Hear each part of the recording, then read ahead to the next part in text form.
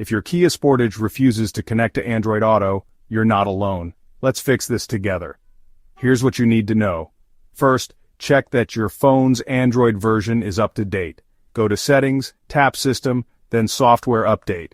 Next, make sure the Android Auto app is installed and updated from the Play Store. Now unplug your phone and restart it. Also, restart your Kia by turning it off and on. Use a high-quality USB cable. Cheap cables often cause connection issues. Plug your phone directly into the main USB port, not a charging-only port. On your car's screen, go to Setup, then Device Connections, and select Android Auto. Make sure it's enabled.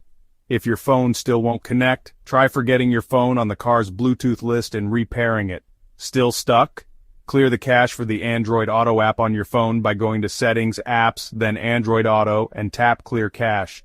If nothing works, try a different USB cable or another phone. Sometimes a simple cable swap is all it takes. And that's it. With these steps, your Kia Sportage and Android Auto should be back in sync. Drive safe.